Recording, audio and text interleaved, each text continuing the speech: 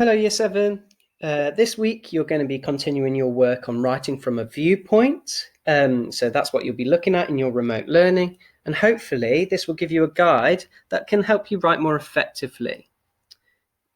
Hopefully by the end of this video you'll understand what a viewpoint is and be able to have some small tips to use in your writing that will make your viewpoint more effective. So, what is a viewpoint? A viewpoint is simply a person's opinion or point of view. You've all got opinions. You disagree on things. You debate things in the classroom. I've seen it firsthand. Viewpoints are simply the way you look at something, whether that be an object, an idea about a topic, person, or place. Your viewpoint will likely be different to someone else's. It might be different to your friends and to your family.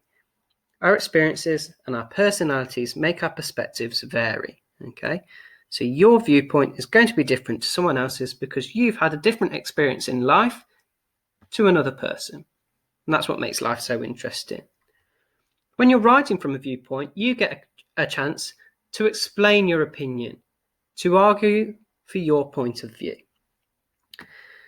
How do we create and maintain an effective voice when writing from a viewpoint? Now, this is important here, and I want you to draw attention to this word here, voice, okay? Effective voice. It doesn't have to be your own opinion. You might see a statement and think, I don't really have an opinion one way or the other. I don't feel strongly. What you need to do is put yourself in the point of view, in the shoes of someone who would feel strongly about that statement, okay? And you can write from their perspective. I'll explain that in a bit more detail. So, this is a statement that I've made up. It's different to the one that you're looking at, but hopefully by the way I approach this, you'll be able to approach your statement in a similar way. Children spend too much time on games and not enough time outdoors. So you want to ask yourself, what is your viewpoint? Why is that your viewpoint? And how are you going to express your viewpoint? So let's start with the first one. What is your viewpoint? Your viewpoint should be clear from your introductory paragraph. Okay? Your introductory statement should firmly state your point of view. We don't need to use any phrases here, like I agree that children spend too much time, or I disagree, or this statement is wrong because. Why? Because we can be more sophisticated than that.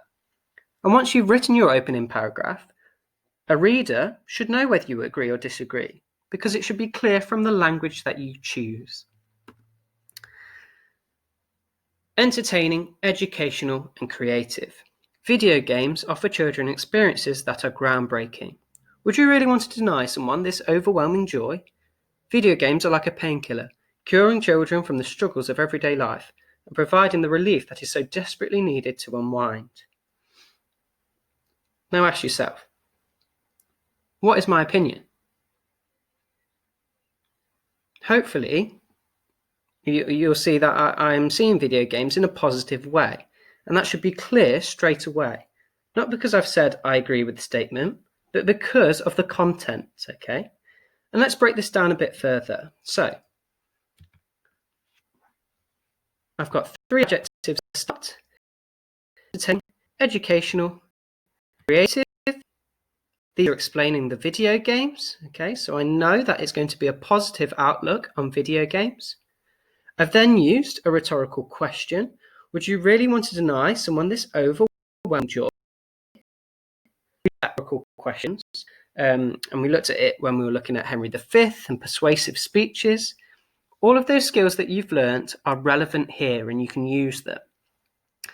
Video games are like a painkiller, so I've used a simile there, curing children from the struggles of everyday life and providing the relief that is so desperately needed to unwind.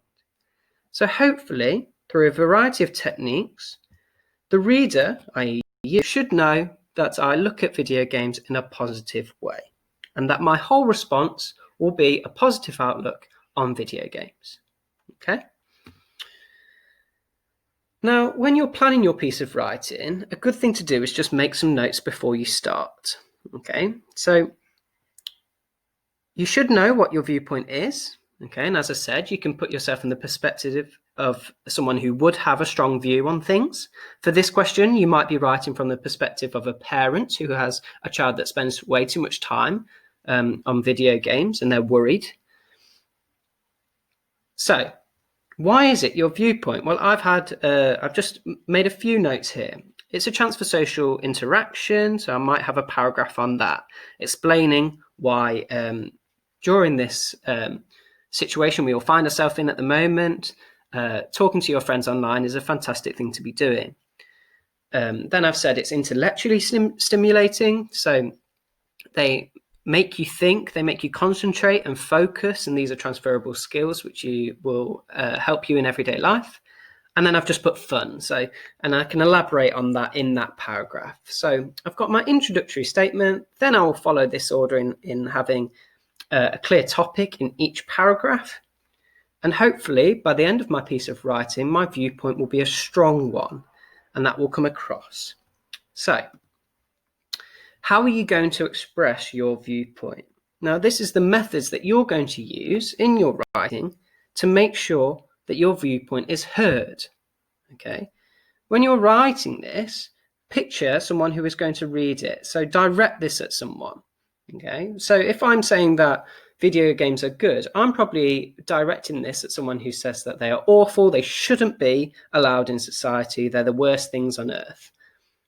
And I disagree with them, so I'm directing my article at that person. Okay, so have your person in mind that you're directing it on. Try to use rhetorical devices. You've looked at these already. We looked at rhetoric with Henry V. So rhetorical questions, you've seen an example of one on the previous slide. Use imperatives, okay, those commands, command your reader to do something. And direct address, you need to be using you, okay. Address the reader directly. It makes them feel more involved and it will hook them in to your writing and to your opinion. And the next thing you're going to focus on is using the best vocabulary you can, okay? If you've got a thesaurus at home, fantastic. If not, you can use an online thesaurus. And here's a quick example. So I've put good, try and up-level that, okay? Don't say anything is good or bad. I've put mouth-watering, exceptional, moreish, okay?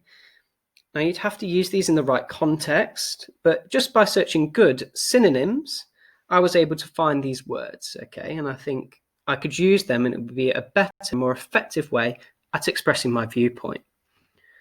So let's look at this in a bit more detail. Instead of saying, this is one way of putting it, I think that it is disappointing that many parents don't allow their children time to play on video games. Now, yes, the viewpoint is clear, okay, but is it the most effective way of saying that?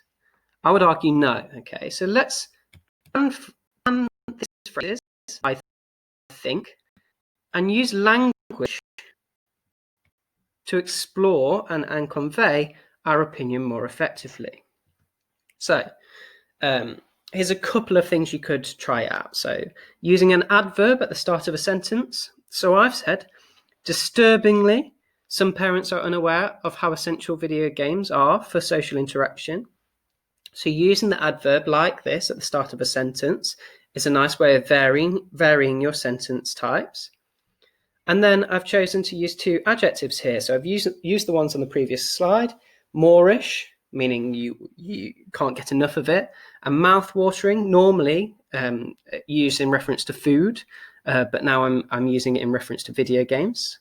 So moreish and mouth-watering, video games offer an experience like no other.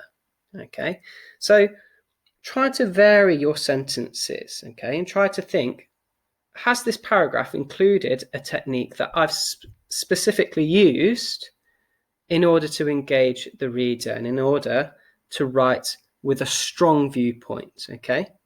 So hopefully that helps. Remember, you can email your teachers, okay? Ask them for help if you have any issues at all, and I hope you have a great week. Thank you very much, Year 7.